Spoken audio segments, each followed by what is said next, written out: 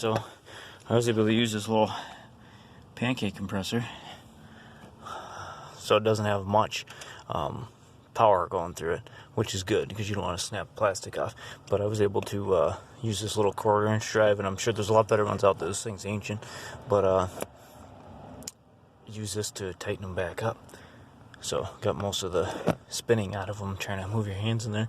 So I'll just reach this up through the bottom, fitted it up there, and then got them snug. So I'll give this thing a whirl here.